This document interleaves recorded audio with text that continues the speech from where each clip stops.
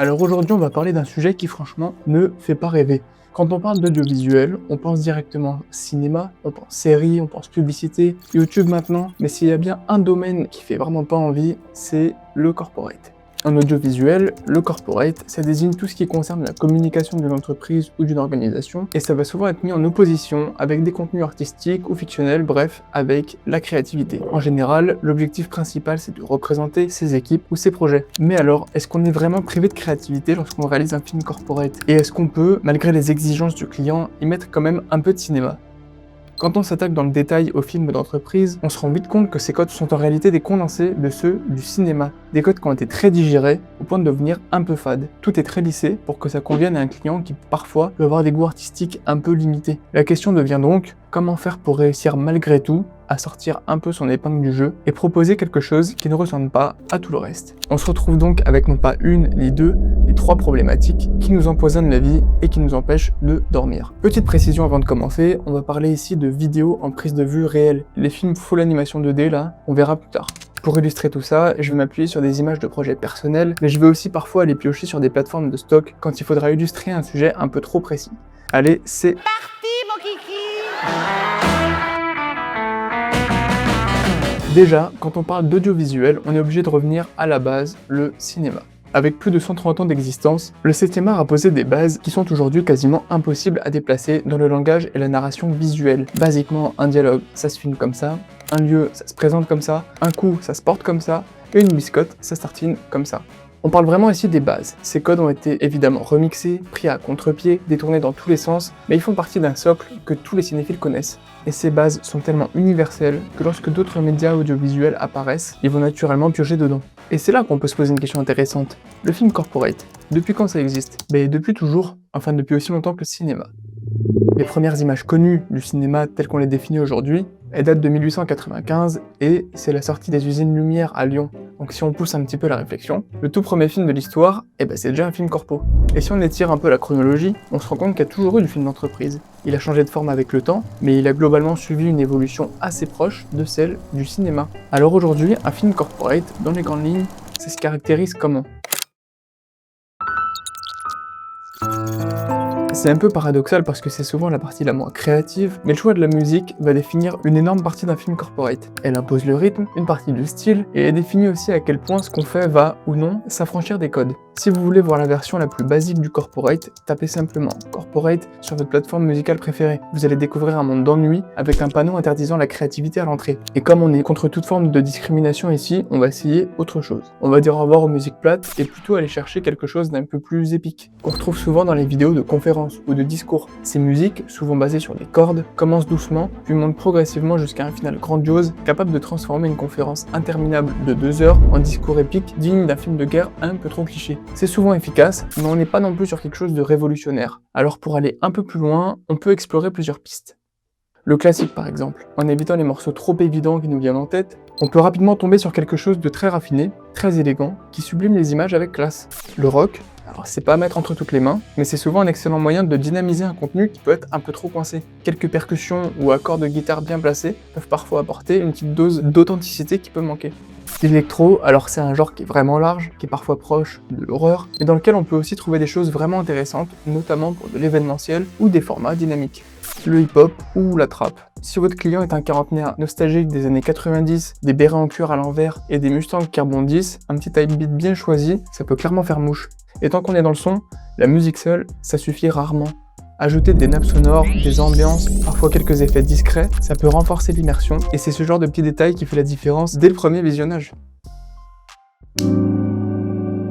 Bon, l'un des gros défis du corporate, c'est qu'on connaît pas toujours parfaitement le lieu de tournage. Et quand un lieu est un peu plat, quelques réflexes simples, ça peut clairement sauver des vies. Oui, ça peut arriver qu'on puisse pas se déplacer comme bon nous semble, qu'on ait du mal à avoir le recul nécessaire pour faire nos plus beaux plans larges, ou bien détacher bien subtilement notre sujet pour avoir un beau flou en arrière-plan parce qu'on n'a pas un objectif à 3000 €. Alors voici quelques petites clés qui réinventeront pas le genre, mais qui pourront faire la différence. Déjà, si t'as un point de vue qui est un peu naze, arrange-toi pour avoir un petit élément au premier plan. Ça ajoutera du volume à l'image et ça fera ressortir ton sujet. Ça peut être une plante, une silhouette, un élément de décor. Là, on va presque avoir l'embarras du choix. Bon, là, on va aller à l'évidence, mais le plus important pour une belle image, c'est la lumière. c'est pas propre au corpo, mais quand on est un peu speed et limité, c'est bien de se rappeler cette règle d'or. Petite astuce pour cela, filmer des sources de lumière. Bon, si c'est un néon d'open space, on va éviter, hein, mais une belle lampe de chevet, un beau lustre en 4K, franchement c'est pas mal, non? Ensuite, on va aller filmer des visages. Et oui, parce que si on veut de l'émotion dans cet univers qui est un peu froid, il va falloir montrer des sourires, il va falloir montrer des discussions chaleureuses, des gens sympathiques, et puis on aime tous montrer aux autres le seul plan de la vidéo dans lequel on est. Alors on va choisir les moments où tout le monde est bien mis en valeur, et éviter les grimaces. Dans cette même veine, faut pas hésiter à demander à quelques personnes un petit coup à la caméra. Repérer les belles dents présentes et demandez-leur une petite apparition privilégiée de quelques secondes. On a tendance à l'oublier, mais un regard vers la caméra, c'est un regard direct vers le spectateur. Et ça, c'est clairement énorme. Ensuite, il va falloir activer quelques neurones, et même si on n'est pas des génies, c'est surtout un automatisme à choper. Le but ici, c'est d'avoir une idée en tête du montage le plus rapidement possible, pour avoir des plans de nature similaire en tête, afin de créer dès le tournage une belle continuité pour la suite. Cette continuité, on va la retrouver dans un même mouvement de caméra, dans un raccord, ou dans un même élément de l'image. Et pour aller un peu plus loin, on peut même aller chercher un petit peu de symétrie, et essayer de créer une séquence qui pourrait rendre jaloux Wes Anderson. Dans la même veine, on ne fera jamais aussi efficace que de bonnes vieilles règles des 180 degrés pour avoir une belle continuité. Ça peut être entre deux individus, mais on peut aussi appliquer ça à du non-humain, y a pas de souci. Point important aussi, pensez à changer ses valeurs de plan. Faut vraiment éviter les trop traditionnels, plan taille, plan serré. Faut pas hésiter parfois à faire respirer un petit peu plus, montrer un peu l'ambiance, et pourquoi pas aussi aller chercher des très gros plans.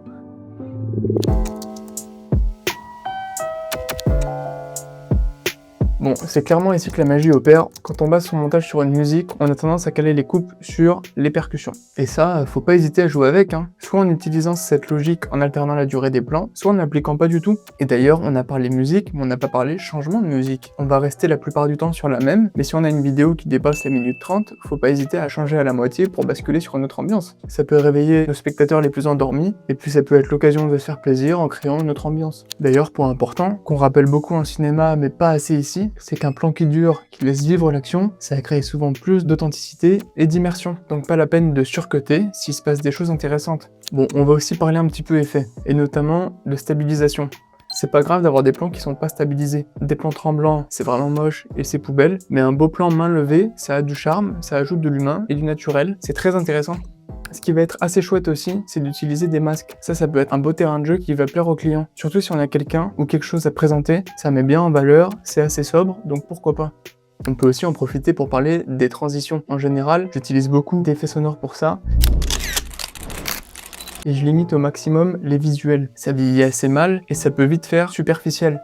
Mais en corporate, c'est vraiment là qu'on va pouvoir enclencher nos meilleures transitions volées, on aura du mal à glisser ailleurs. Et puis on peut en ajouter quelques autres, pas trop extravagantes, qui nous feront habilement passer d'une séquence à l'autre, ou pourront créer des micro-séquences. Et si vous n'avez que celle de vos logiciels par défaut, vous pouvez facilement trouver plein de packs gratuits en cherchant avec les bons termes.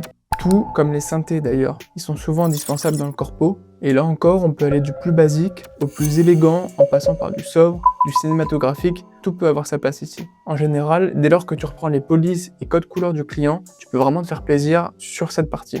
Celle-ci, elle casse pas trop pattes à un canard, mais un split screen, et bah des fois, ça va valoir le coup. On va éviter celui du pauvre avec juste un recadrage à la con, pour plutôt aller vers des bandes noires, des bandes blanches, roses, peu importe, faut que ça colle avec les teintes dominantes de vos plans.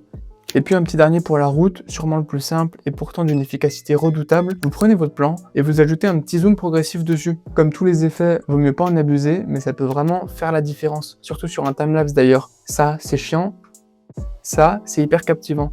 Et souvent, en fin de vidéo, on peut avoir aussi un petit logo à caler. Et c'est le moment, surtout si on a un petit PNG pas très rêveur, d'y ajouter une animation. Au pire, ça fera sourire, au mieux, ça rendra votre client complètement dingue.